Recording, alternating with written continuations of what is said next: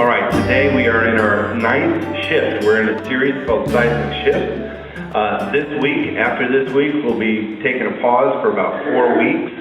And our last shift for this series, our 9th one, Maddie's going to be addressing us on, and it is the shift from anxiety. Everybody say anxiety. Anybody have any anxiety?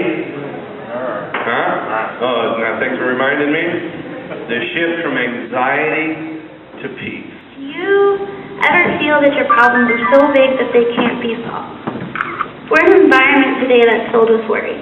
Worry about healthcare, worry about jobs, worry about cars, home loans, foreclosures, worries about anything. Did you know that the average person's anxiety is focused on 40% of things that will never happen, 30% of things that happened in the past and can't be changed, 12% of things, or 12% of the times they were criticized by other people, 10% about their health, and only 8% about real problems that will be faced. I know for me that if the average person thinks about things that will never happen only 40%, I probably think about it about 80%. I'm a really big worrier. If people think about the past 30%, I'm probably 60%. I worry a lot. And the reality is about only 8% of the things I worry about are actually going to happen. That's kind of crazy to think that that's 92% of things I'm worrying about that just are totally irrelevant to my life. Why does worry consume so much of our time, of our life, of my life?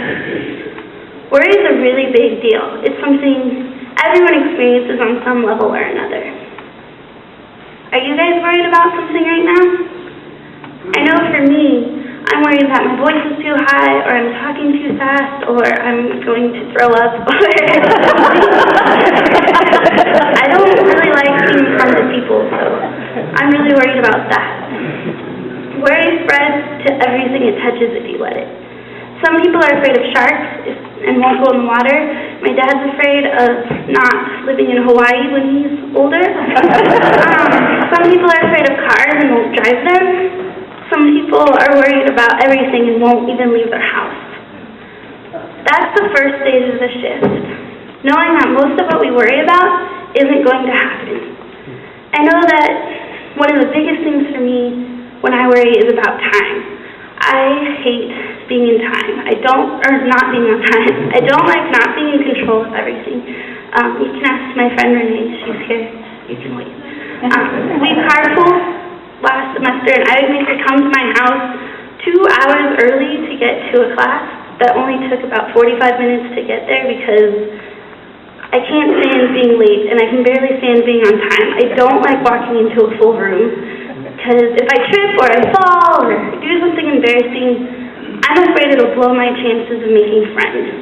I'm so concerned with worry and what everybody else thinks about me that I waste time, and that's what my biggest concern is conserving time. So that's not very good. Worry kind of wears you out. It's an accelerant, and you put it on something small, and it becomes something really big. When I worry about being places on time, I usually set my alarm clock the night before and spend the rest of the evening checking it to make sure it's on, because if it doesn't go off, I'm going to wake up late, and if I don't have gas in the car, I'm going to get gas late, and then I'm going to park late, and then there's going to be no parking spots, and then I'm going to get to class late, and the professor won't let me in. And that's ridiculous. It's over an alarm clock. And wherever I go anywhere, I'm still usually an hour early, no matter what happens. So worrying tires me out. Does it tire you out? God doesn't want us to be burdened down with worry. He doesn't want us to be tired. He wants to give us peace. When God becomes bigger than our worries, He will give us more peace. In Matthew 6, Jesus asked, "Can all your worries add a single moment to your life?" He says, "Of course not." Do you believe that? Think about it. God says that worrying will not add any time to your life. What does that mean?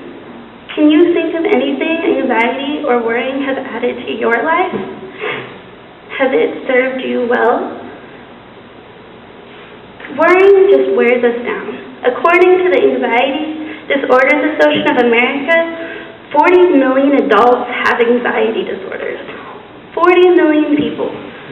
Of that, 6.8 million people suffer from generalized anxiety.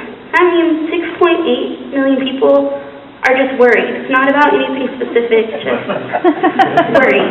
That's probably me. 6 million people suffer from panic disorder.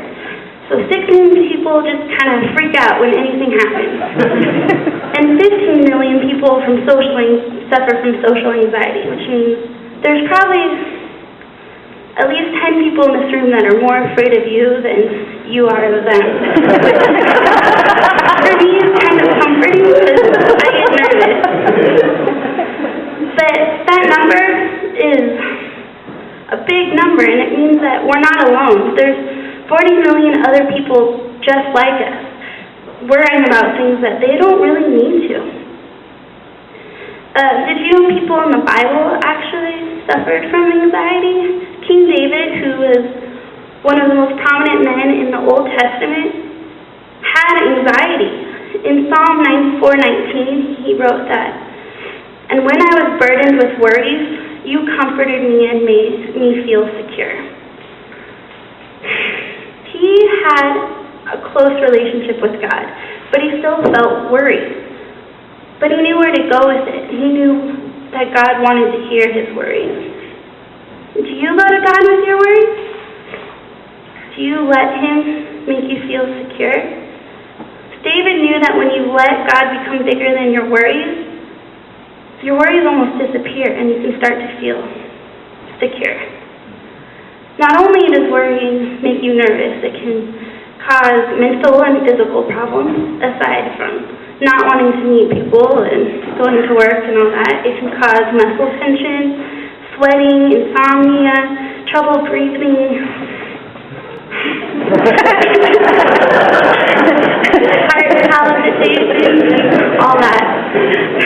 I know when I worry, I talk really fast, and I get headaches, and my stomach hurts, and I get really clammy, and just kind of gross. And sometimes I just cry because I just don't know what to do with all my emotions.